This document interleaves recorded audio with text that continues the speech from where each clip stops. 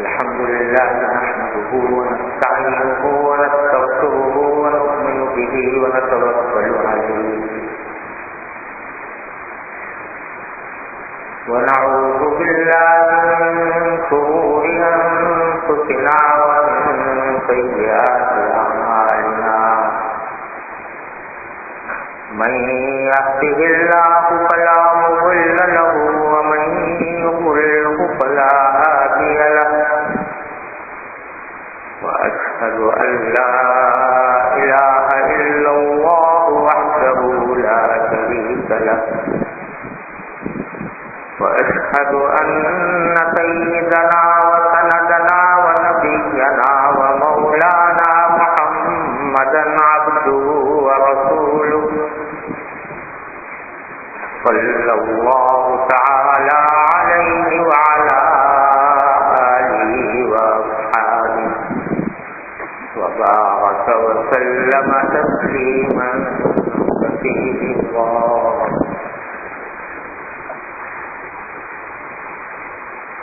أما بعد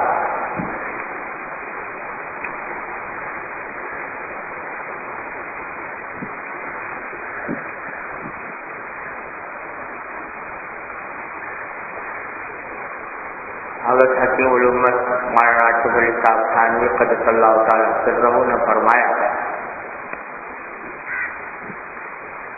کہ جو کوئی شخص محبت سے کوئی ہدیہ لے کر آئے تو اسے ضرور کھانا چاہیے.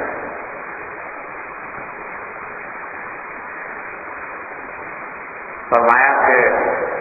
ہمارے حضرت حاجی صاحب یعنی حضرت حاجی امداد اللہ صاحب مہاجر مکی رحمۃ اللہ علیہ، ان کا معمول تھا کہ ایسی چیز میں سے ضرور کچھ تھوڑا بہت کھا لینا. حضرت کا رنگ تو عجیب تھا، یہ معلوم نہیں ہوتا تھا کہ حضرت لذائذ سے بچے ہوئے ہیں. آپ کھاتے تھے اور بہت قلیل. یہ بڑی مشکل بات ہے کہ کھاتے اور کم کھاتے.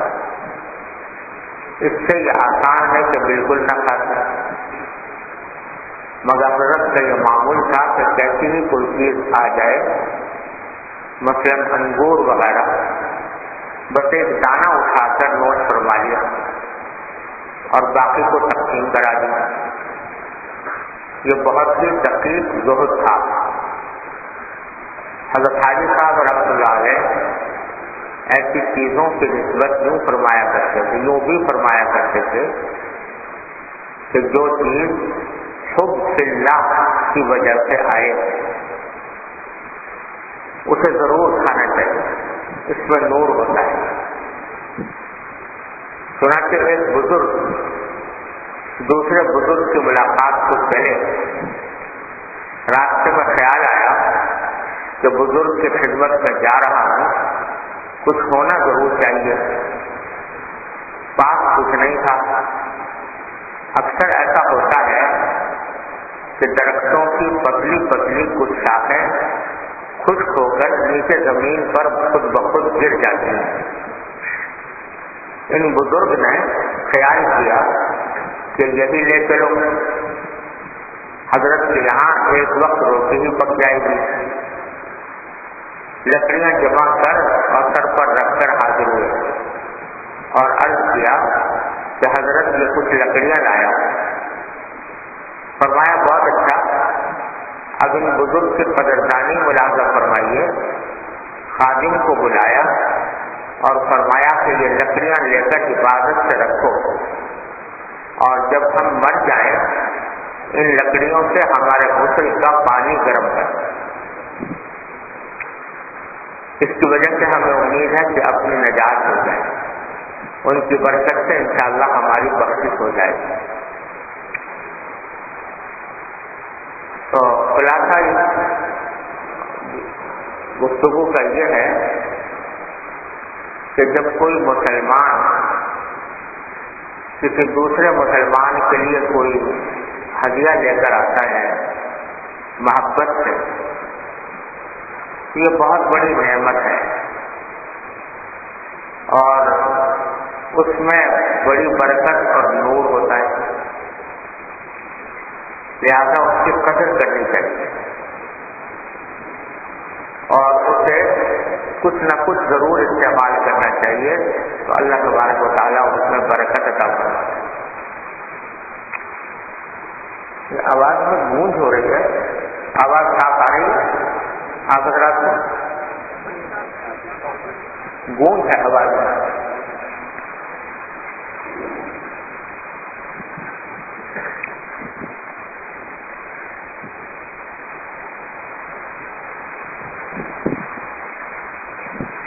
میں نے اپنے والد ماجد حضرت مولانا محمد شفیع صاحب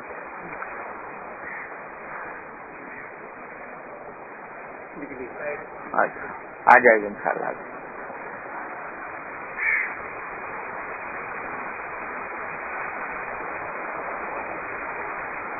میں نے اپنے والد ماجد حضرت مولانا مفتی محمد شفیع صاحب قدس اللہ تعالیٰ سرہ سے یہ بات کئی مرتبہ سنی جو حضرت حاجی صاحب رحمۃ اللہ علیہ نے بیان فرمائی کہ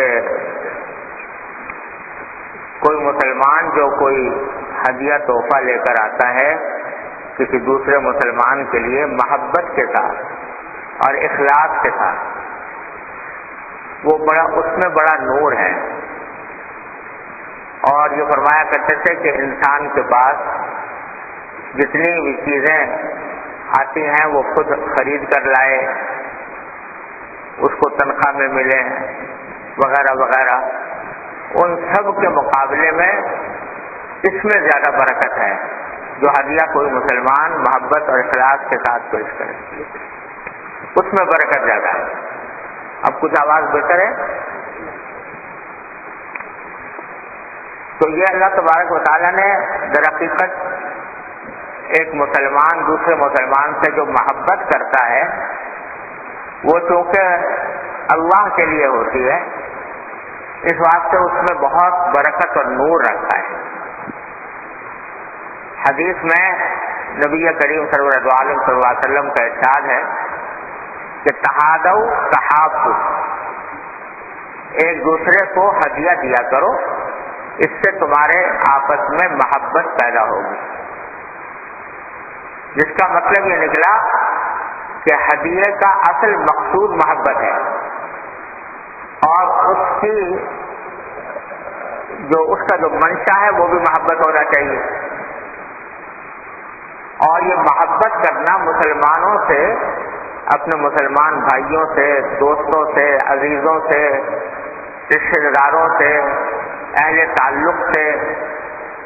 اور اپنے بڑوں سے چھوٹوں سے، یہ دین میں بہت اہم طور پر مطلوب ہے۔ ایک مسلمان دوسرے مسلمان سے محبت کرے، یہ دین میں مطلوب ہے۔ بغض رکھنا، دوسرے کی طرف سے دل میں کینہ رکھنا، یہ حرام ہے اور بہت ہی بری بات ہے۔ اس کے بجائے محبت رکھنا، اللہ تعالیٰ کی مخلوق سے محبت رکھنا، یہ مطلوب ہے دین میں۔ میرے شیخ حضرت عارفی قدس اللہ تعالیٰ سے فرمایا کرتے تھے کہ اللہ تبارک و تعالیٰ سے محبت کی علامت یہ ہے کہ اللہ کی مخلوق سے محبت ہو۔ جب کسی ذات سے محبت ہوتی ہے تو اس ذات سے تعلق رکھنے والوں سے بھی محبت ہوتی ہے۔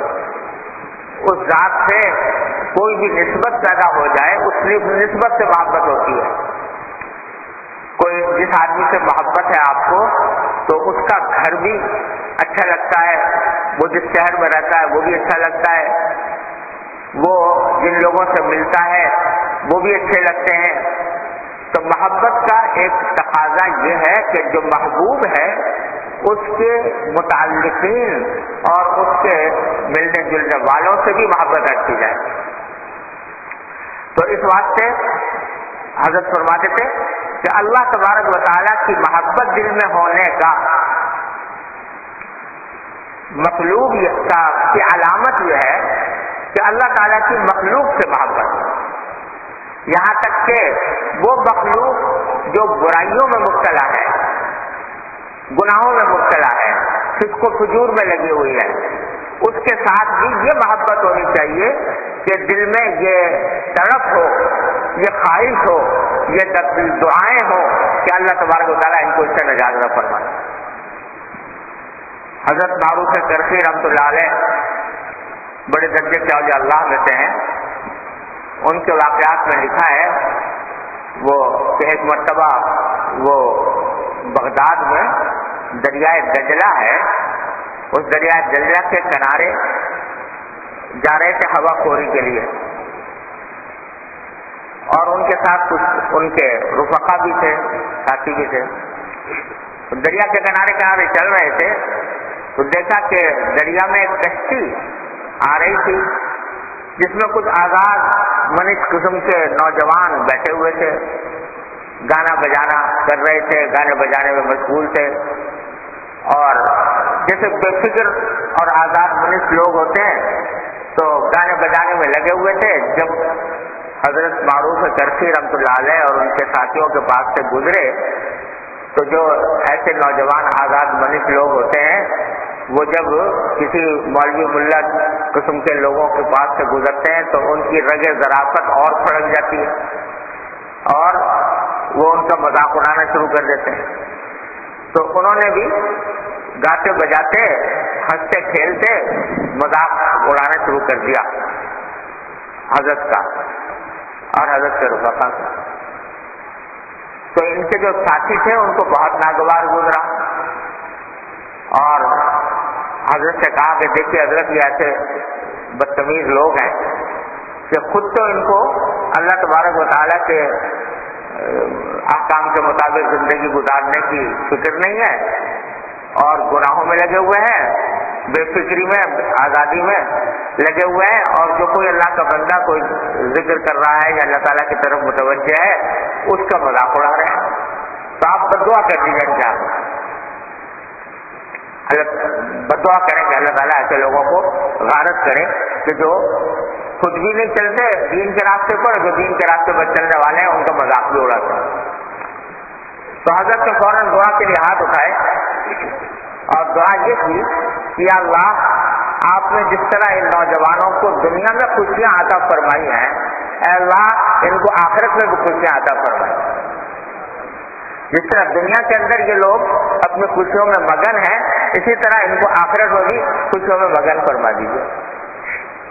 وہ ساتھی جو بدعا کرنے کو کہہ رہے تھے انہوں نے پوچھا کہ حضرت آپ نے تو اور زیادہ ان کو ان کے حق میں دعا کر دی کہ وہاں بھی خوش ہوں یا دنیا میں بھی خوش ہے، آخرت میں بھی خوش ہے۔ تو حضرت نے فرمایا کہ تو کیا ہوا؟ میں نے یہ دعا کی کہ آخرت میں خوش ہوں، کیونکہ آخرت میں خود اس وقت ہوں گے کہ اللہ تبارک و تعالیٰ ان کو توفیق دے دے کہ ان گناہوں سے محفوظ رہیں اور اللہ تبارک و تعالیٰ کی اطاعت میں لگیں تاکہ وہاں پر ان کو خوشیاں حاصل ہو۔ تو حضرت کی یہ نگاہ جو ہے وہ اللہ کی مخلوق کی محبت پر تھی کہ یہ اللہ کے بندے ہیں، اگرچہ غلط راستے پر جا رہے ہیں، غلط طریقہ انہوں نے اختیار کیا ہوا ہے، اللہ تعالیٰ کی مرضی کے خلاف کاموں میں لگے ہوئے ہیں، آخرت سے غافل ہیں، تو یہ ایسے ہیں جیسے کوئی بیمار ہو، بیمار پڑا ہوا ہو آدمی اور اپنی بیماری سے غافل ہو۔ ایک تو وہ بیمار ہے جسے بیماری کا احساس ہے، اور بدترین بیمار وہ ہے کہ جو ہے تو بیمار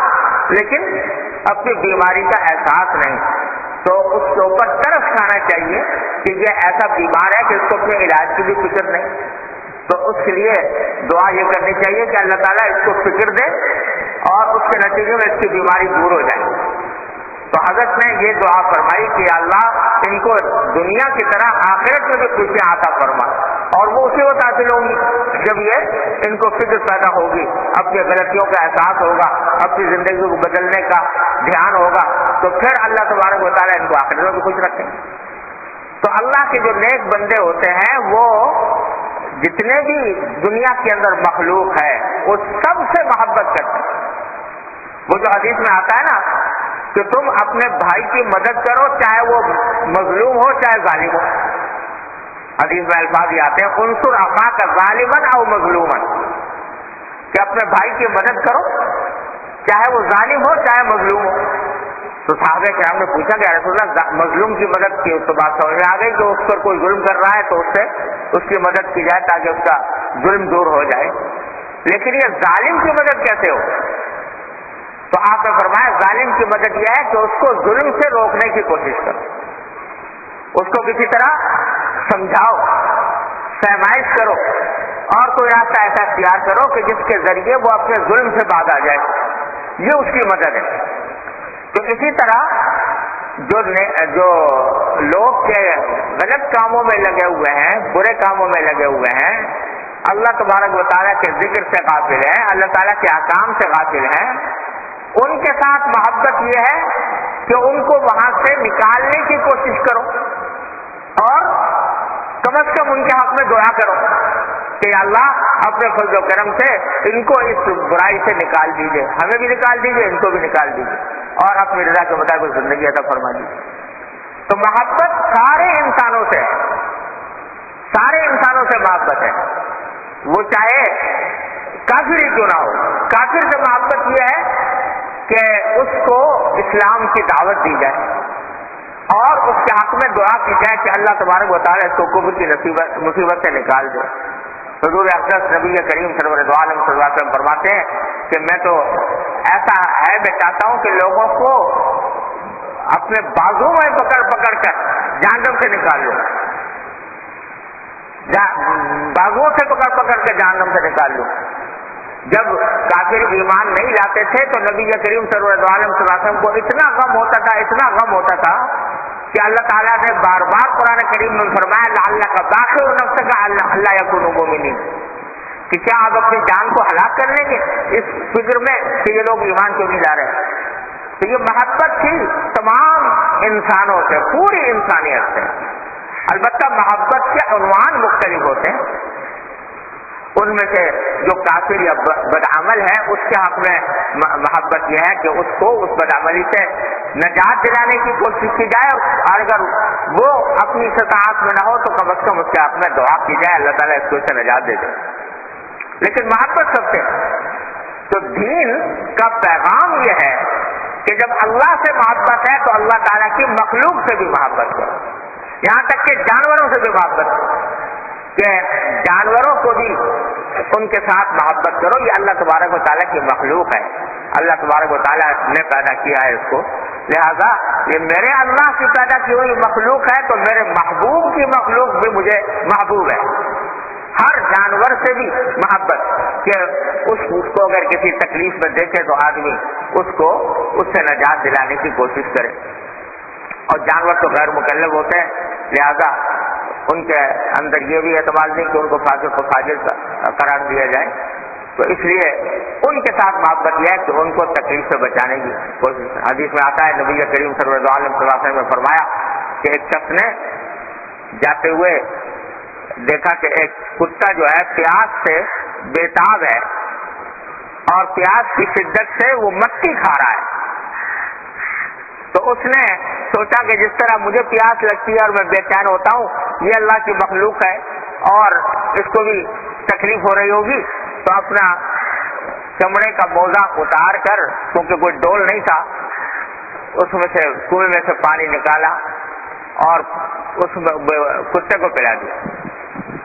تو حدیث میں نبی کریم صلی اللہ علیہ وسلم فرماتا ہے فشکر اللہ لہ فغفر لہ، اللہ تبارک و تعالیٰ نے اس کے اس عمل کی اتنی قدردانی فرمائی کہ اس کی مغفرت فرما دی۔ کہ اللہ کی مخلوق کے ساتھ محبت اور ہمدردی یہ اس کا صلہ تھا کہ اللہ تبارک و تعالیٰ نے اس کی مغفرت فرمائی۔ تو پیغام یہ ہے، ہمارے حضرت فرماتے ہیں کہ جب اللہ سے محبت ہے تو اس کی علامت یہ ہونی چاہیے کہ اللہ کی مخلوق سے محبت ہے۔ اگر کسی کو غلط راستے پر دیکھ رہے ہو تو بھی اس کے حق میں دعا کرو،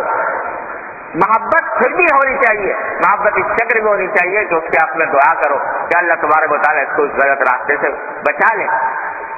محبت مقصود ہے، اسی محبت کو پیدا کرنے کا ایک طریقہ نبی کریم سرور دو عالم صلی اللہ علیہ وسلم نے یہ بیان فرمایا کہ تہادو تحابو، ایک دوسرے کو ہدیہ دیا کرو تو اس سے تمہارے آپس میں ایک دوسرے سے محبت پیدا ہوگی۔ تو اصل مقصود ہے محبت، اس کا ایک ذریعہ ہدیہ پیش کرنا، اور کیونکہ یہ اللہ تبارک و تعالیٰ کی مخلوق سے محبت کی بنا پر یہ ہدیہ دیا جا رہا ہے، اس واسطے حضرت فرماتے ہیں کہ اس میں برکت ہے، اس میں نور ہے۔ تم اپنی محنت سے کوئی چیز کما کر لاؤ گے، پتہ نہیں اس میں کتنے شوائب ہوں گے، لیکن ایک محبت سے ایک مسلمان کو ہدیہ پیش کر رہا ہے تو وہ خالصتاً محبت سے کیا جا رہا ہے، لہذا اس میں نور ہوگا، اس میں برکت ہوگی۔ تو حضرت فرماتے ہیں کہ حضرت حاجی صاحب قدس اللہ تعالیٰ سے ضرور کی بات فرماتے ہیں کہ کوئی جو چیز لے کر آتا تھوڑی سی اس میں سے ضرور تناول فرما لیتے۔ انگور لے کر ایک انگور کا دانہ کھا لیا، باقی تقسیم کر دی لوگوں میں تاکہ اس کی برکت حاصل ہو جائے۔ لیکن ہم لوگوں نے ہر اچھی چیز کو اپنی بدعملی اور بدنیتی کی وجہ سے خراب کیا ہوا ہے۔ یہ ہدیہ دینا تھا اتنی برکت کا معاملہ اور اتنے ثواب کا معاملہ اور اتنے نور کا معاملہ، لیکن ہم نے اپنی بدنیتی سے اس کو نہ صرف یہ کہ خراب کر دیا، اس کی برکتیں ظاہر کر دی، بلکہ الٹا اسے گناہ بنا لیا۔ آپ ذرا معاشرے میں گرد و پیش پر نظر ڈال کر دیکھو کہ اب ہدیہ جو ہے وہ ہدیہ نہ رہا بلکہ ایک بوجھ ہو گیا، اور مثلاً شادی بیاہ کے موقع پر، تقریبات کے موقع پر رواج ہو گیا کہ بھئی شادی بیاہ کے موقع پر کوئی ہدیہ دیا جائے گا، کسی کو تحفہ دیا جائے گا۔ اب دل چاہ رہا ہے نہیں چاہ رہا ہے، لیکن اگر نہیں دیں گے تو معاشرے میں ناک کٹ جائے گی، معاشرے میں ناک کٹ جائے گی۔ لوگ کیا کہیں گے کہ شادی کے موقع پر ہدیہ نہیں دیا، تحفہ نہیں دیا۔ تو ایک تو یہیں سے نیت خراب ہو گئی کہ دل تو نہیں چاہ رہا تھا، خلوص نہیں تھا، محبت کے ذریعے ہدیہ نہیں دے رہے تھے، بلکہ اس لیے دے رہے ہیں تاکہ ہماری ناموری ہو، ہماری ناک نہ کٹے، اور ہم یہ کہا جائے کہ فلاں نے اتنا شاندار ہدیہ پیش کیا، اتنا شاندار تحفہ دیا۔ تعریف حاصل کرنے کے لیے، شرمندگی سے بچنے کے لیے، ناک کٹنے سے بچنے کے لیے ہدیہ دیا جا رہا ہے۔ تو اول تو نیت ہی خراب ہو گئی۔ اس نیت خراب ہونے کا نتیجہ یہ ہے کہ وہ ہدیہ نہ رہا، وہ تو ایک ٹیکس ہو گیا، وہ ہمارے ذمے ایک بوجھ ہو گیا۔ چنانچہ بسا اوقات یہ ہوتا ہے کہ دل نہیں چاہ رہا ہے اور دل اندر سے کٹ رہا ہے دینے کے لیے، لیکن دینے پر مجبور ہے۔ تو پہلا کام، پہلی خرابی تو یہاں سے ہوئی کہ نیت خراب ہو گئی، اخلاص نہ رہا، محبت کی وجہ سے نہیں دیا جا رہا، بلکہ دل اندر سے کہہ رہا کیا مصیبت آ گئی کہ اس تقریب کیا ہوئی، ہمیں ایک اپنا اتنا بڑا بوجھ ہمیں اٹھانا پڑا۔ تو یہ پہلے قدم پر پہلے تو نیت خراب ہو گئی۔ اس سے بھی زیادہ بدتر نیت یہ کہ آج ہم دے رہے ہیں اس کو ہدیہ، تو کل جب ہمارے ہاں ہوگا، ہمارا موقع آئے گا، تو یہ بھی اس کو بھی ہمیں اتنا ہی یا اس سے بڑھ کر دینا چاہیے۔ تو بدلہ، بلکہ بعض معاشروں میں تو یہ ہوتا ہے کہ باقاعدہ فہرستیں بنتی ہیں کہ فلاں نے شادی کے موقع پر اتنے پیسے دیے یا فلاں ہدیہ دیا، فہرستیں بنی ہوئی ہیں۔ اس فہرست وہ اپنے پاس محفوظ رہے گی کہ جب کبھی ہمارا موقع آئے گا تو دیکھتے ہیں یہ کیا کرتا ہے، یہ کتنا دیتا ہے۔ اللہ بچائے تو یہ ہدیہ نہ ہوا، یہ تجارت ہو گئی کہ جتنا ہم نے دیا تھا اس سے بڑھ کر یہ دیا، اللہ بچائے۔ تو اس کے نتیجے میں یہ دینا دلانا بجائے ثواب ہونے کے اور نور اور برکت ہونے کے، یہ گناہ بن گیا، گناہ بن گیا۔ قرآن کریم کی ایک آیت میں اس کو ربا سے تعبیر کیا گیا۔ سورہ روم کی آیت ہے وَمَا آتَيْتُم مِّن رِّبًا لِّيَرْبُوَ فِي أَمْوَالِ النَّاسِ فَلَا يَرْبُو عِندَ اللَّهِ، یہ جو تم نیوتا دیتے ہو، اس کی تفسیر بہت سے مفسرین نے نیوتے سے کی ہے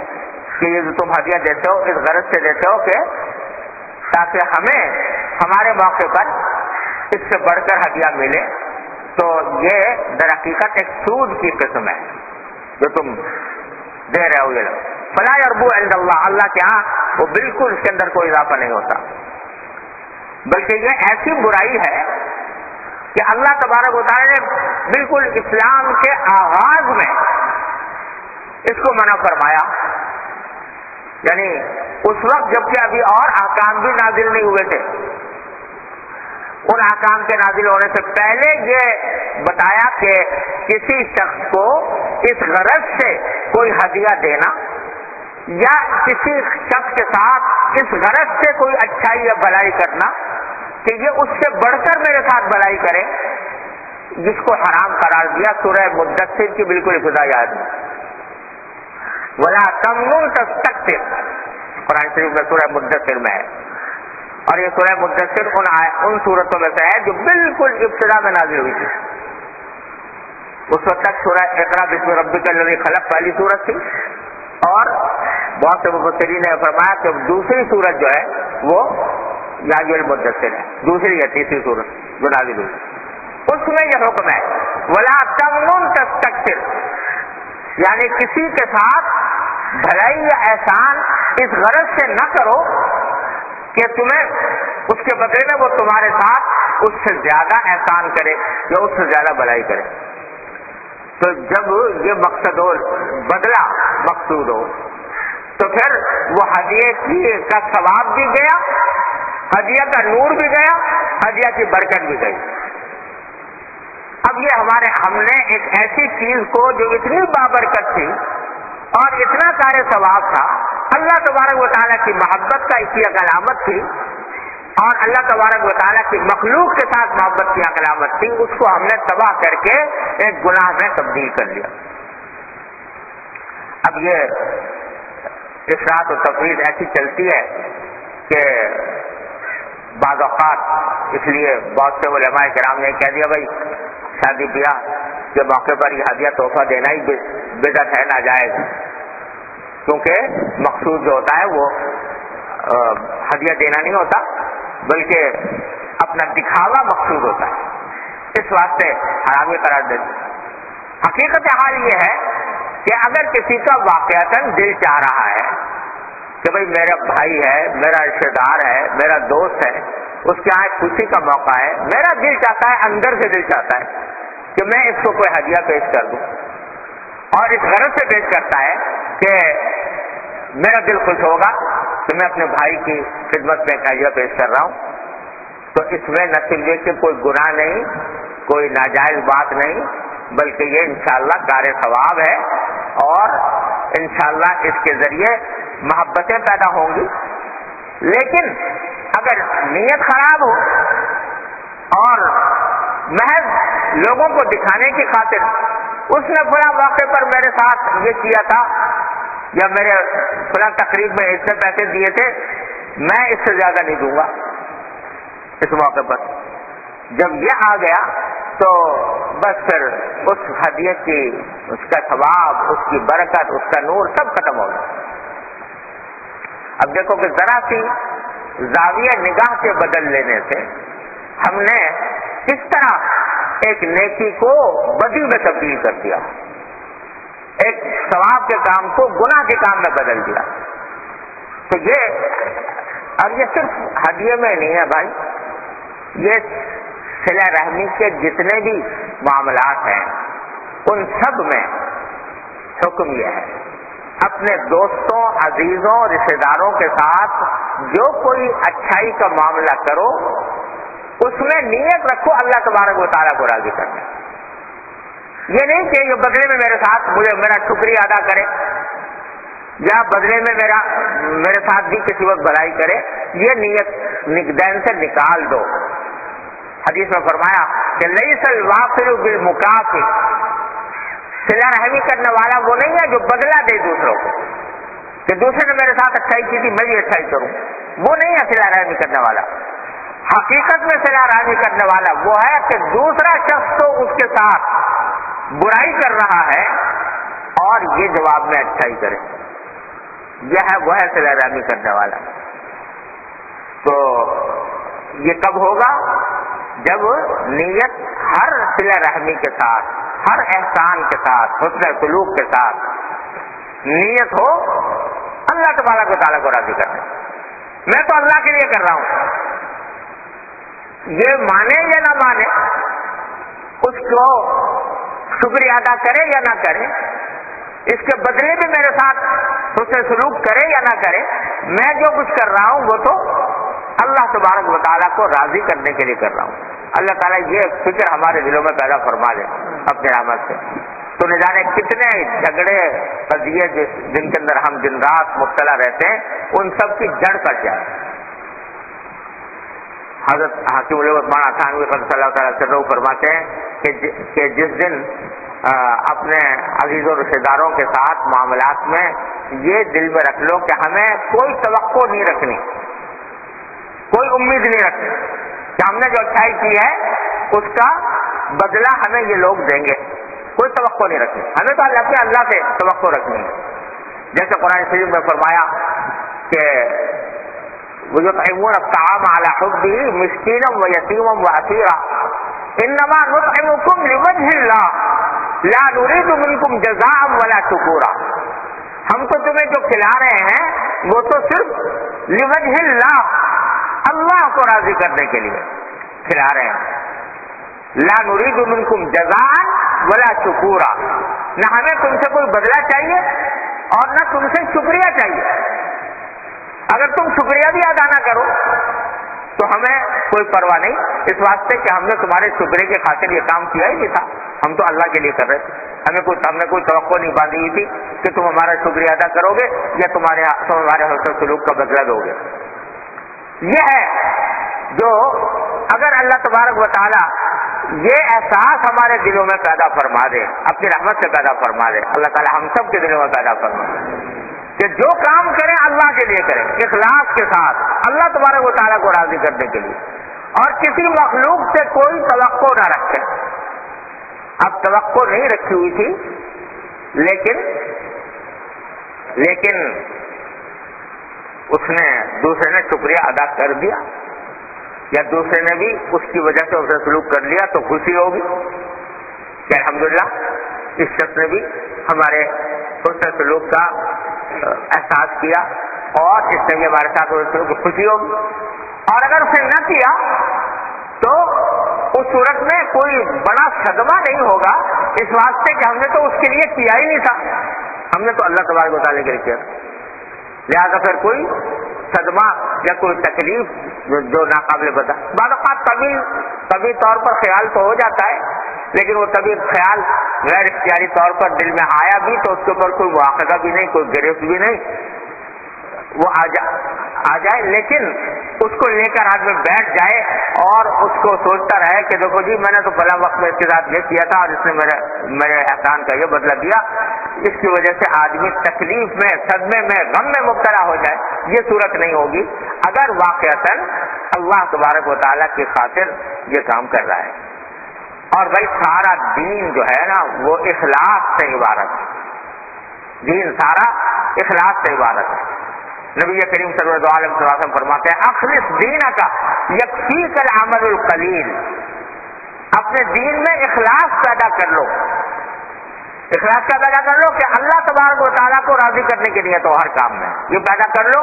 تو یکفیک العمل القلیل، پھر عمل تھوڑا بھی کرو گے تو کافی ہو جائے گا، بہت سارا عمل کرو اور اخلاص نہ ہو تو فائدہ کچھ نہیں، اخلاص ہو تو تھوڑا سا عمل بھی کافی ہے۔ اب دیکھو ایک بزرگ کا قصہ جن کا حضرت نے بیان فرمایا کہ جا رہے ہیں،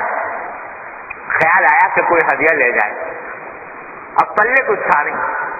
کہ ہدیہ لے کر جائیں تو اتنی استطاعت بھی نہیں تھی، لیکن دل چاہ رہا تھا کہ محبت کا اظہار ہو، کوئی تو اور کچھ نہیں تو درخت کی سوکھی شاخیں اٹھا کر لے گئے ہدیے کے طور پر. اب چونکہ اخلاق کے ساتھ لے گئے تھے تو جس کے پاس لے گئے تھے وہ بھی یہ نہیں سوچا اس نے کہ کیا اٹھا رہا ہے میرے لیے, لکڑیاں سوکھی لکڑیاں میرے لیے اٹھا لائے, یہ نہیں سوچا, بلکہ یہ دیکھا کہ کس محبت سے لائے, کس اخلاق کے ساتھ لائے. اس کی اتنی قدر کی کہ فرمایا اپنے خادم سے کہ بھائی ان کو محفوظ کر لو, جب میرا انتقال ہو تو ان لکڑیوں کو جلا کر اور اس میں پانی گرم کر کے مجھے غسل دینا, کیونکہ تاکہ ان کے اخلاق کی برکت مجھے اس وقت حاصل. تو اخلاص ایسی چیز ہے کہ یکفی کا العمل القلیل, تھوڑا سا عمل بھی انسان کے لیے کافی ہو جاتا ہے اگر اخلاص کے ساتھ. تو یہ ضروری نہیں, یہ جو ہدیہ تحفہ ہے ضروری نہیں کہ بڑا قیمتی قسم کا ہو, کوئی اعلیٰ درجے کا ہو, اخلاص کے ساتھ ہو تو چھوٹی سی چیز بھی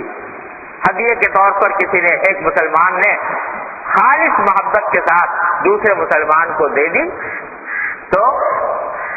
اس کی قدر و قیمت ہزاروں لاکھوں روپے کے ہدیے سے زیادہ ہے اس اخلاص کی برکت سے جو اس نے عطا کیا. اس میں نور بھی زیادہ, اس میں برکت بھی زیادہ. تو بھائی پہلی بات یہ کہ اخلاص پیدا کر ہدیہ دینے میں. دو اس غرض سے دو تاکہ اللہ تعالیٰ راضی ہو کہ میں اب کی ایک مخلوق سے محبت کی بنا پر یہ ہدیہ دے رہا ہوں. ایک بات تو یہ. دوسری بات یہ ہے کہ ہدیے کا مقصود جو ہے وہ دو باتیں ہیں. ایک اپنی محبت کا تقاضا پورا کرنا, محبت کا اظہار کرنا کسی کے ساتھ,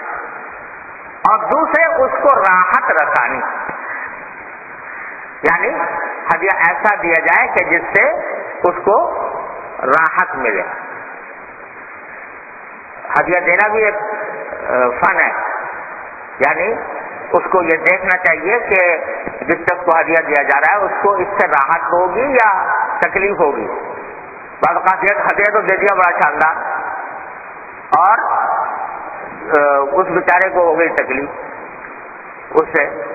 حضرت نے ایک قصہ لکھا ہے کہ ایک بیچارہ کوئی گاؤں کا آدمی کا دیہاتی, وہ کسی طرح بادشاہ کے دربار میں چلا گیا اور بادشاہ نے جب اس سے کچھ بادشاہ خوش ہوا تو چلو اس کو اپنا ایک ہاتھی حوالے کر دیا, ہاتھی ہدیے میں دے دیا کہ بھائی تیرا انعام یہ ہاتھی ہے. اب وہ بیچارہ دیہاتی آدمی اس ہاتھی کا کیا کرے, اس ہاتھی کو کس طرح لے جائے, اس کو کس طرح کھلائے, اسے کس طرح پالے, تو ایک مصیبت بن گئی اس کے لیے. تو اگر کوئی ہدیہ کسی کو دے تو پہلے یہ سوچ لے کہ اس سے اس کو راحت ملے گی یا الٹا مصیبت میں مبتلا ہو جائے گا, مصیبت کھڑی ہو جائے گی اس کے لیے. تو راحت رسانی, ضروری نہیں کہ قیمتی چیز ہو, معمولی چیز ہو, لیکن بعض اوقات چھوٹی سی چیز سے راحت بڑی نصیب ہوتی. ہمارے ایک بزرگ سے حضرت شاہ عبد العزیز صاحب دعاجو رحمۃ اللہ علیہ, بڑے عجیب بزرگ تھے, تبلیغی جماعت سے بڑے رہنماؤں میں سے تھے. تو وہ حضرت والد صاحب رحمۃ اللہ علیہ کے پاس کثرت سے آیا کرتے تھے اور عجیب عجیب باتیں کرتے تھے, ان کی باتیں یاد آتی ہیں. تو جب آتے تو کیا ایک مرتبہ آئے تو کاغذوں کا ایک دستہ, سفید کاغذ, سادے کاغذوں کا ایک دستہ جا کر ہدیہ میں پیش کیا. اب یہ سوچ کے کہ حضرت والد صاحب رحمۃ اللہ علیہ کا لکھنے کا کام زیادہ ہے, تصنیف کا, تالیف کا, لکھنے کا کام زیادہ ہے, لہذا ان کو کاغذ اگر دیا جائے گا تو کاغذ ان کے کام میں آئے گا, اور کاغذ کام میں بھی آئے گا, اور اس کام میں بھی حضرت والد صاحب رحمۃ اللہ علیہ جو کچھ بھی لکھتے تھے تو کوئی دین کی بات لکھتے تھے, کوئی تالیف, کوئی تصنیف, تو اس میں بھی میرا کاغذ استعمال ہو جائے گا. تو ڈبل ثواب حاصل کرنا. اور اب کوئی آتا, اگر وہ مٹھائی کا ڈبہ لے آتے تو حضرت والد صاحب رحمۃ اللہ علیہ کو اس سے راحت نہ ملتی, کیونکہ مٹھائی کا ڈبہ جو ہے وہ آ کے پسند آئے نہ آئے، کھایا جائے نہ کھایا جائے، والد صاحب کھانے پینے کے اتنے شوقین بھی نہیں تھے، تو اگر مٹھائی کا ڈبہ لاتے تو اس کا فائدہ نہ ہوتا، اور یہ کاغذ کا دستہ بعض اوقات وہ تھوڑے ہی سے ہوتے تھے، 20-25 کاغذ وہ لا کے دے دیے. تو ویسا نے ہمیں ایک مرتبہ فرمایا کہ دیکھو یہ عقل کی بات، سمجھداری کی بات، دین کی فہم کی بات، کہ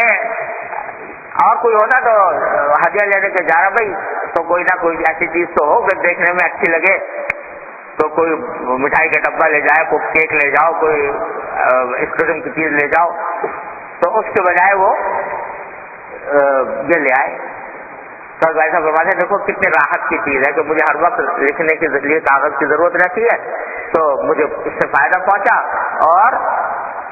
ان کا ہدیہ کا شوق پورا ہو گیا اور میرے لیے کارآمد ہوا، راحت رسانی اس سے حاصل ہوئی. ایک مرتبہ آئے تو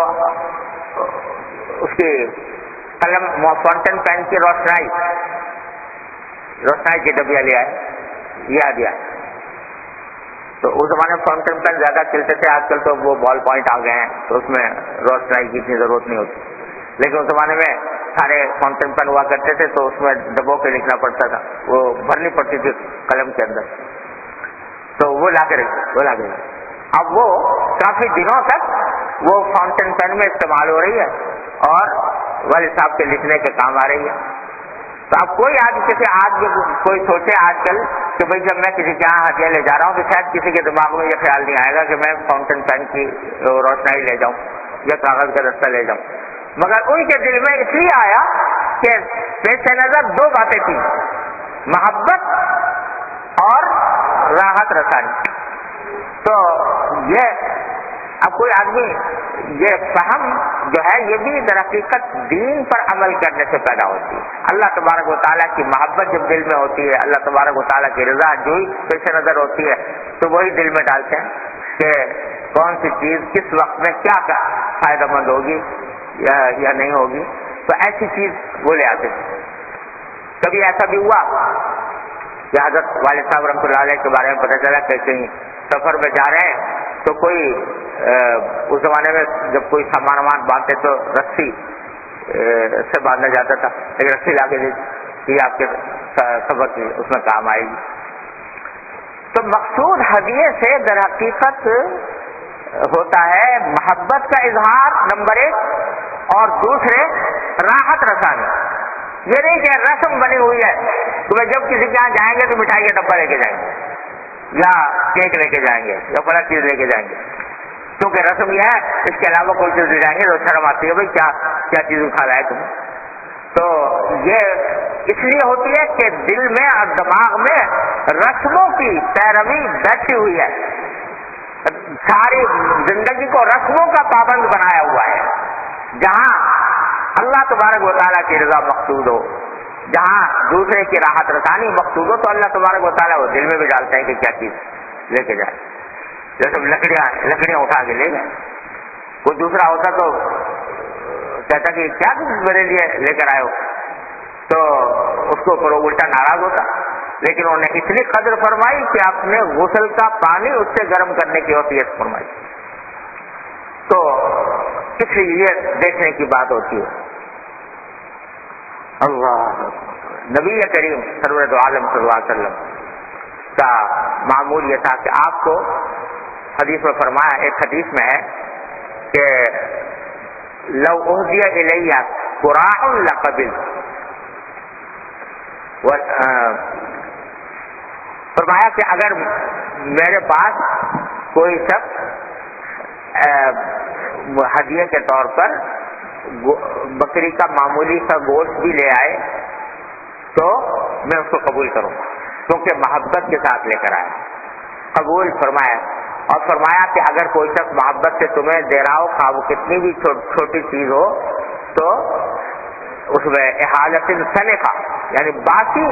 گوشت بھی اگر کوئی دے رہا ہے تو اس کو قبول کر لو، کیونکہ وہ محبت کے ساتھ دے رہا ہے. تو بات اس کی مقدار کی نہیں ہے، بات اس خلوص کی ہے، اس محبت کی ہے جس کے ساتھ وہ دیا جاتا ہے.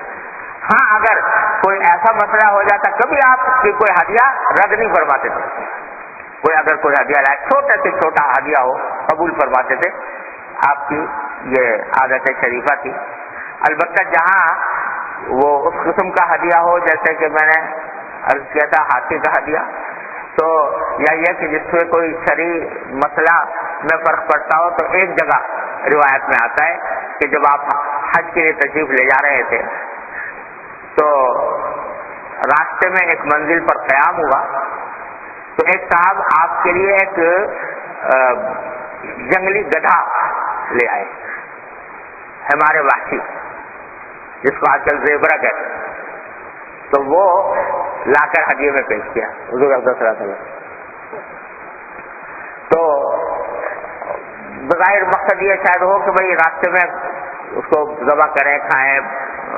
اس کا گوشت ووشت استعمال کریں، لیکن اس وقت قبول کرنے میں یہ دشواری تھی کہ اگر آپ اس کو قبول فرماتے تو لوگوں کے اندر یہ بات مشہور ہوتی کہ آپ حالت احرام میں ایک شکار لے کے جا رہے ہیں، تو لوگوں کو غلط فہمی ہوتی کہ حالت احرام کے اندر شکار کرنا جائز ہے، شکار کا گوشت شکار اپنے ساتھ لے جانا جائز ہے، پکڑنا جائز ہے، اس قسم کی غلط فہمی پیدا ہونے کا اندیشہ تھا۔ تو آپ نے ان سے معذرت کی، لیکن ساتھ ہی تاکہ ان کی دل شکنی نہ ہو، دل نہ ٹوٹے، فوراً فرمایا کہ لیس بنا رد علیک وإنا حرم، ہمیں تمہارا ہدیہ رد کرنا مقصود نہیں ہے، لیکن ہم حالت احرام میں ہیں، اس واسطے ہم قبول کرنے سے معذرت خواہ ہیں۔ تو معذرت فرمائی اور اس کی وجہ بتائی تاکہ دوسرے کی دل شکنی نہ ہو اور اس کا دل نہ ٹوٹے کہ میں تو محبت سے لے کر آیا تھا، انہوں نے رد کر دی۔ تو نبی کریم صلی اللہ علیہ وسلم کا کی سنت ہے، لیکن ساتھ ساتھ سرکار دو عالم صلی اللہ علیہ وسلم کی سنت یہ بھی ہے کہ عام طور سے جب کوئی شخص ہدیہ پیش کرتا تو اس کو جس محبت کے ساتھ وہ دے رہا ہے اس کا حق یہ ادا کر فرماتے کہ اس کی طرف اپنا شوق ظاہر کرو، بھائی تم تو یہ بڑی اچھی چیز لے آئے یا میرے لیے کام کی چیز ہے، تو اس کا تاکہ دل خوش ہو۔ ایک حدیث میں آتا ہے کہ ایک مرتبہ ایک صحابی نے آپ کو ایک کپڑا پیش کیا ہدیہ میں، تو حدیث میں الفاظ یہ آتے ہیں کہ نبی کریم صلی اللہ علیہ وسلم نے اس کو لیا محتاجن الیہ، ایسے لیا جیسے کوئی محتاج آدمی لیتا، وہ میری حاجت تھی کہ میں اس کو لوں تاکہ اس کا دل خوش ہو کہ میں جو چیز لے کر آیا ہوں وہ واقعتاً ٹھکانے لگی ہے اور ان کی ضرورت پوری ہوئی۔ اور اس کے بعد سے یہ ہوا کہ آپ نے تو اس کو بڑے شوق ذوق سے لیا۔ بعد میں ایک صحابی تھے، انہوں نے عرض کیا کہ یا رسول اللہ یہ آپ کا بڑا اچھا لباس ہے، یہ مجھے عطا فرمائے، تو آپ نے ان کو عطا فرما دیا۔ تو صحابہ کرام نے پوچھا، صحابہ کرام نے دوسرے صحابہ کرام نے ان سے کہا کہ بھائی تم نے اچھا نہیں کیا کہ ایک چیز حضور اقدس صلی اللہ علیہ وسلم نے پسندیدگی کے ساتھ لی تھی اور اپنی احتیاط گویا اس کی طرف ظاہر فرمائی تھی، اس کے باوجود تم نے ان سے مانگ لیا اور آپ کو بتایا کہ اگر حضور سے کوئی چیز مانگی جاتی ہے تو آپ کبھی انکار نہیں فرماتے۔ تو انہوں نے کہا کہ جی بات اصل میں یہ ہے کہ میں اس لیے نہیں لیا کہ میں اس کپڑے کو پہنوں، بلکہ میں نے اسے لیا ہے تاکہ یہ میں اپنے کفن کے لیے محفوظ رکھوں۔ چنانچہ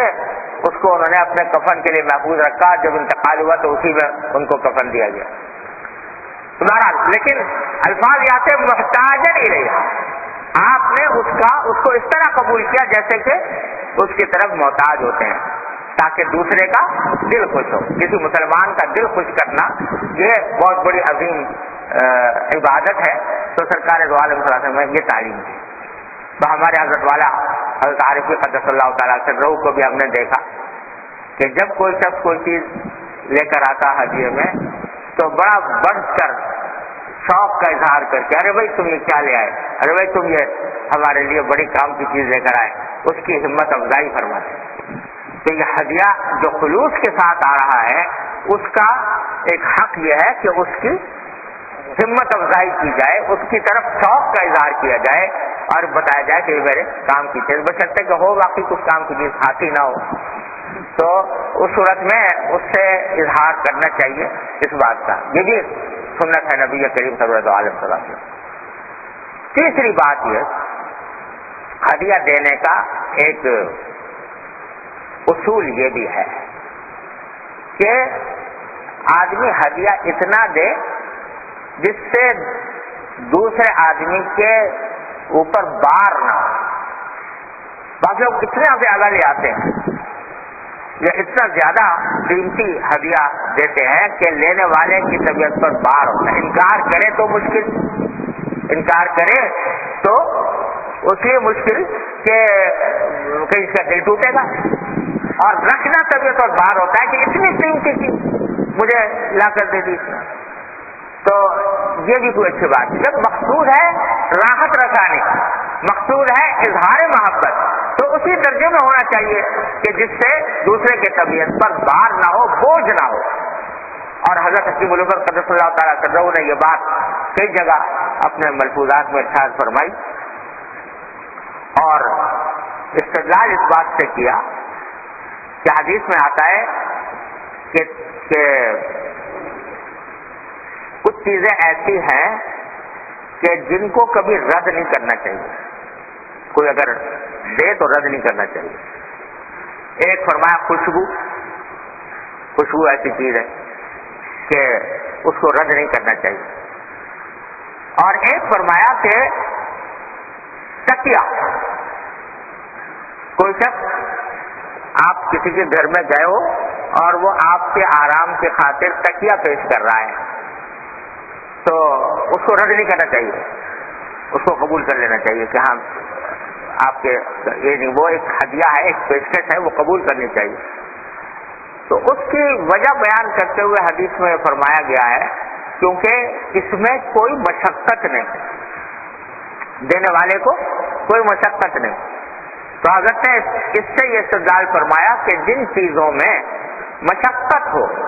دینے میں یا لینے میں، جس سے طبیعت پر بار ہو، دینے والے کی طبیعت پر بار ہو یا لینے والے کی طبیعت پر بار ہو، تو ایسا ہدیہ نہیں لینا چاہیے، ایسا ہدیہ کو انکار کرنے میں کوئی حرج نہیں۔ بھائی دیکھو اس سے میری طبیعت پر بوجھ ہوگا۔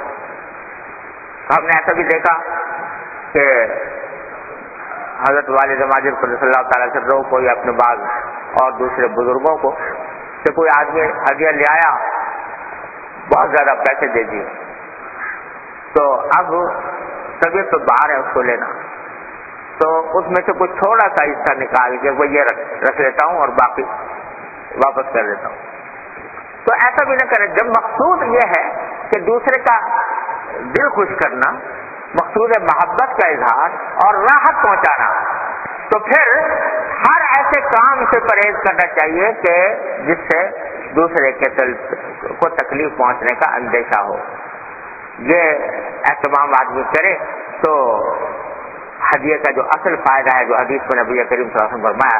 کہ ایک دوسرے سے محبت پیدا ہوتی ہے، وہ پیدا ہوگی انشاءاللہ، اور اس میں نور ہوگا، اس میں برکت ہوگی۔ پھر ایک سنت نبی کریم سرور عالم صلی اللہ علیہ وسلم کی یہ بھی تھی کہ آپ کو جب کوئی ہدیہ دیتا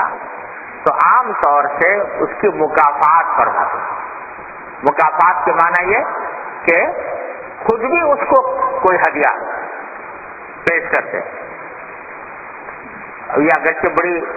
مشکل سنت ہے کہ اس واسطے کہ بعض اوقات جو ہے آدمی موقع نہیں ہوتا کہ فوراً اس کی مکافات کی جائے، لیکن نبی کریم صلی اللہ علیہ وسلم کی یہ سنت احادیث میں مذکور ہے کہ جب کوئی بھی ہدیہ دیتا تو کوئی اس کی مکافات، ضروری نہیں کہ فوراً ہی کر دی جائے، بلکہ فوراً اگر کیا جائے تو بعض اوقات دینے والے کی طبیعت کو پر بھی بوجھ ہوتا ہے کہ انہوں نے فوراً ہی مجھے بدلہ دے دیا۔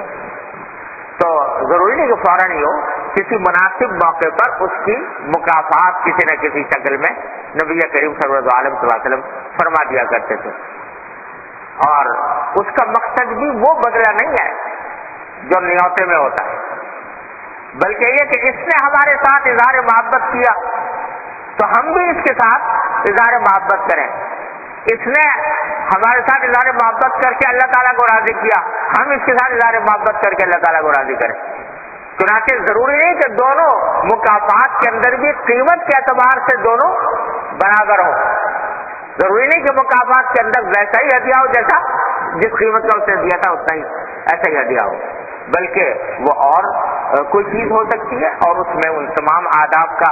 لحاظ رکھنا چاہیے جو ابھی عرض کیے کہ جو جس سے راحت ملے اس کو، کوئی ایسی چیز اس کو پیش کر دے۔ ان آداب کے ساتھ اور نبی کریم صلی اللہ علیہ وسلم کی سنت کی اتباع میں جب یہ کام کیا جاتا ہے تو پھر وہ نتیجہ نکلتا ہے کہ تہادو تحابو، کہ اس کے نتیجے محبتیں پیدا ہوتی ہیں۔ اور جس طرح کے ہدیے ہمارے معاشرے میں پھیل گئے ہیں ان سے تو بجائے محبت کے الٹی دشمنیاں پیدا ہوتی ہیں، کٹنائیاں پیدا ہوتی ہیں، بغض پیدا ہوتا ہے۔ ہم نے تو یہ کیا تھا اس نے یہ کر دیا، الیاذ باللہ العلی۔ تو بھائی خلاصہ ساری گفتگو کا یہ ہے کہ دین میں اصل مقصود اور دین کی اصل روح وہ ہے اخلاص۔ آدمی جو کام کرے اللہ جل جلالہ کی رضامندی کے لیے کرے، رضا جوئی کے لیے کرے، اس میں مخلوق کی رضا جوئی براہ راست شامل نہ، مخلوق کی تعریف حاصل کرنا شامل نہ ہو، مخلوق اللہ تبارک و تعالیٰ کی رضا جوئی حاصل کرنے کی فکر ہو ہر قدم پر، تو پھر اللہ تبارک و تعالیٰ اس کے نتیجے میں سمجھ بھی درست فرما دیتے ہیں اور ایسی باتیں قلب میں القاء فرماتے ہیں، ایسی باتیں دل میں ڈالتے ہیں کہ جو واقعتاً مفید ہوتی ہیں، جس سے کہ محبتیں پیدا ہوتی ہیں۔ اس کو پیدا کرنے کی کوشش کرنی چاہیے کہ ہمارا کوئی کام اللہ تبارک و تعالیٰ کی رضا جوئی کے علاوہ کسی اور مقصد سے نہ ہو۔ اور اس کا بہترین طریقہ پہلے بھی عرض کر چکا ہوں لیکن بار بار اس کی تذکیر کی ضرورت ہے۔ ہمارے حضرت والا حضرت عارفی قدس اللہ تعالیٰ سرہ فرماتے ہیں کہ جب صبح کی نماز پڑھو تو نماز پڑھنے کے ساتھ ہی دن کا آغاز ہونے والا ہے، دن شروع ہونے والا ہے، تو اس وقت اپنے اللہ تبارک و تعالیٰ سے یہ گزارش کر لو کہ ان صلاتی و نسکی و محیایا و مماتی للہ رب العالمین، للہ رب العالمین، للہ رب العالمین،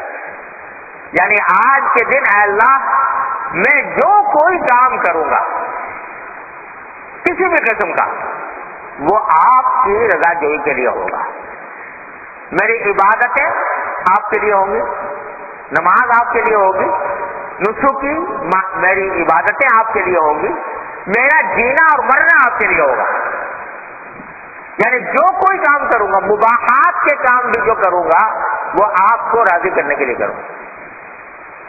روزگار کا کام کروں گا آپ کو راضی کرنے کے لیے کروں گا، بیوی بچوں سے بات چیت کروں گا آپ کو راضی کرنے کے لیے کروں گا، دوستوں سے عزیزوں سے ملاقات کروں گا آپ کو راضی کرنے کے لیے کروں گا، دوستوں عزیزوں کے ساتھ جو معاملات کروں گا آپ کو راضی کرنا۔ ایک مرتبہ صبح کو دن شروع کرنے سے پہلے یہ ان صلاتی و نسکی و محیایا و مماتی للہ رب العالمین، اس کا زبان سے بھی کہہ لو اور دل میں یہ نیت تازہ کر لو اور کچھ تصور کر لو، دل میں جو کام کرنے والے ہو ان کاموں کا تصور بھی کر لو کہ آج مجھے فلاں فلاں کام کرنے اے اللہ میاں وہ میں آپ کی رضا جوئی کے لیے کروں گا، آپ کی خوشنودی حاصل کرنے کے لیے کروں گا، اور حتی الامکان نبی کریم سرور دو عالم صلی اللہ علیہ وسلم کی سنت کے مطابق انجام دینے کی کوشش کروں گا، یہ نیت کر لو شروع صبح۔ تو ایک تنبہ ہو گیا پہلے ہی مرحلے کا، پھر دعا کر لو اللہ تعالیٰ سے، یا اللہ میں نے کہہ تو دیا اپنے اس ارادے کا اظہار تو کر دیا کہ جو کام کروں گا وہ آپ کی رضا جوئی کے لیے کروں گا، لیکن یہ ممکن نہیں ہے جب تک کہ آپ کی توفیق شامل حال نہ ہو، تو اے اللہ مجھے اس کی توفیق بھی عطا فرما دی، جس کی دعا نبی کریم سرور دو عالم صلی اللہ علیہ وسلم نے تلقین فرمائی، اللہم انا قلوبنا و نواصینا و جوارحنا بیدک لم تملکنا منها شیئا فاذا فعلت ذلك بنا فکن انت ولینا واہدنا الی سواء السبیل۔ کیا عجیب دعا ہے. فرمایا اللہ ہمارے دل آپ کے ہاتھ میں ہیں, ہماری پیشانیاں آپ کے ہاتھ میں ہیں, ہمارے سارے اعضاء آپ کے ہاتھ میں ہیں. لم تملکنا منا شیئا, ان میں سے کسی چیز کا مالک بھی آپ نے ہمیں نہیں بنایا, آپ ہی مالک ہیں ان کے. فَإِذَا فَعَلْتَ ذَلِكَ بِنَا, جب آپ نے ایسا کیا ہے تو کن انت ولینا, تو اللہ آپ ہی اس کے کارساز بن جائیے, آپ ادھر پر بن جائیے کہ ہمارے یہ اعضاء, ہمارا یہ دل, ہمارے اعضاء و جوارح, ہمارے ہاتھ پاؤں, جو کچھ بھی ہو وہ آپ کے لیے ہو. تو فکن انت ولینا واہدنا الی سواء السبیل, یہ دعا معصور ہے, نبی کریم صلی اللہ علیہ وسلم نے تلقین فرمائی. تو ایک تو کہہ لو ان صلاتی و نسکی و محیایا و مماتی للہ رب العالمین, اور پھر یہ دعا مانگ لو, اور اردو میں بھی اپنی زبان میں مانگ لو کہ یا اللہ میاں میں نے کہہ تو دیا, بڑی بات کہہ دی, میں نے بڑی بات کہہ دی کہ جو کام کروں گا وہ آپ کے لیے کروں گا, لیکن آپ کے بھروسے پر کہیے, اپنے اوپر بھروسہ کر کے نہیں, آپ پر بھروسہ کر کے کہیے اے اللہ اپنی رحمت سے مجھے اس کے اوپر قائم رہنے کی توفیق عطا فرما دیجیے, بس یہ کر لو صبح. تو ایک کم از کم تمہاری زندگی کا رخ جو ہے وہ ایک صحیح طریقے پر ہو گیا, اور پھر لگ جاؤ اپنے کام میں, اور کوشش کرو کہ جب بھی کسی کام کو آغاز کرو تو اس بات کو دوبارہ تازہ کر لو کہ یہ میں اللہ کے لیے کر رہا ہوں. یہ مشق ہے, مشق کرنے سے انشاءاللہ ایسا ہو جائے گا کہ پھر واقعتاً جو کام کر رہے ہوگے وہ اللہ کے لیے کر رہے ہوگے, پھر وقت پر دھیان بھی آ جائے گا, وقت پر توجہ بھی ہو جائے گی. لیکن کر کے تو دیکھو, اس کے اوپر عمل تو کرو, روز یہ صبح کام کرو اور دن کے وقت میں دھیان تازہ کرنے کی کوشش کرو, تو اللہ تبارک و تعالیٰ کی رحمت سے انشاءاللہ اللہ تعالیٰ ایک دن پہنچا دیں گے اس منزل تک کہ واقعتاً جو کام کر رہے ہوگے وہ اللہ کے لیے ہوگا. میں نے اپنے حضرت سے سنا کہ حضرت حکیم الامت صلی اللہ تعالیٰ عنہ فرماتے تھے کہ اب تو کچھ ایسا محسوس ہوتا ہے کہ ہر لمحے کچھ پیغام مل رہا ہے کہ اب یہ کر لو, اب یہ کر لو, اب یہ کر لو. یعنی وہ کوئی کشف الہام والی بات نہیں ہے, لیکن فرمایا ایسا لگتا ہے کہ اب ہر لمحے اللہ تبارک و تعالیٰ کی طرف سے پیغام مل رہا ہے کہ اب یہ کر لو, اب یہ کر لو, اب یہ کر لو. وہ کس طرح ہو رہا ہے کہ جب یہ مشق کی تو اس مشق کرنے کے نتیجے میں ہر وقت دل و دماغ پر اللہ تبارک و تعالیٰ کی رضا جوئی کا تسلط ہے, تو وہ ایسا لگ رہا ہے کہ جیسے اللہ تعالیٰ فرما رہے ہوں کہ اب یہ کر لو. تو بھائی اللہ تبارک و تعالیٰ اس مقام تک کسی طرح ہمیں بھی پہنچا دے اور ہمارا ہر کام اللہ تبارک و تعالیٰ اپنی رضا جوئی کے لیے کر لے. اللہم صلی علی سیدنا مولانا محمد وعلی آل محمد کما صلیت علی ابراہیم وعلی آل ابراہیم انک حمید مجید. ربنا ظلمنا انفسنا وان لم تغفر لنا وترحمنا لنكونن من الخاسرین. ربنا آتنا فی الدنیا حسنة وفی الآخرة حسنة وقنا عذاب النار. یا ارحم الراحمین اپنے فضل و کرم اپنے رحمت سے ہمارے تمام گناہوں کو معاف فرما. یا اللہ ہمارے اعمال و اخلاق کی اصلاح فرما. اے اللہ ہمیں سیدھے راستے پر چلنے کی توفیق عطا فرما. اے اللہ ہر طرح کے شر سے فتنے سے ہماری حفاظت فرما. یا اللہ اپنے دین کی صحیح سمجھ عطا فرما, اس پر عمل کی توفیق عطا فرما, اس پر استقامت عطا فرما. یا اللہ اپنے رحمت سے ہمیں اپنے دین میں اخلاص عطا فرما دے. یا اللہ اپنی رضا جوئی کی فکر عطا فرما دے,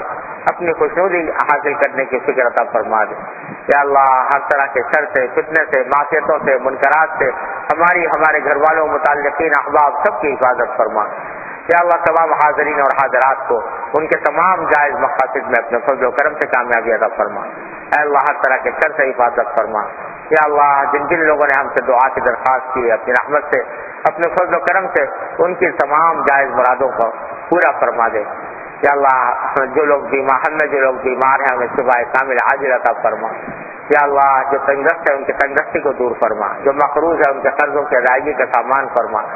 جو اور کسی طرح کسی مشکل میں گرفتار ہیں اللہ اپنی رحمت سے ان کی مشکلات کو دور فرما دے. یا اللہ ساری امت کی طرف سے مغفرت کے طلبگار ہے, اپنی رحمت سے اپنے فضل و کرم سے ہماری شامت اعمال کو دور فرما دے. یا اللہ ہماری شامت اعمال کو اپنے فضل و کرم سے دور فرما دے. یا اللہ کئی لوگوں نے بچے بھیجے ہیں, ان کے یا ان کے متعلقین میں لوگ بیمار ہیں اپنے رحمت سے اپنے فضل و کرم سے ان کو صحت و عافیت کاملہ عاجلہ مستمر عطا فرما. اپنے رحمت سے ان کو اپنے فضل و کرم سے ان کو صحت عافیت کاملہ عاجلہ مستمر عطا فرما. اللهم انا نسألك من خير ما سألك منه عبدك ونبيك سيدنا محمد صلى الله عليه وسلم ونعوذ بك من شر ما استعاذك منه عبدك ونبيك سيدنا محمد صلى الله عليه وسلم. ربنا تقبل منا انك انت السميع العليم وتب علينا وانك انت التواب الرحيم. وصلى الله تعالى على خير خلقه سيدنا ومولانا محمد وعلى اله واصحابه اجمعين. آمين برحمتك.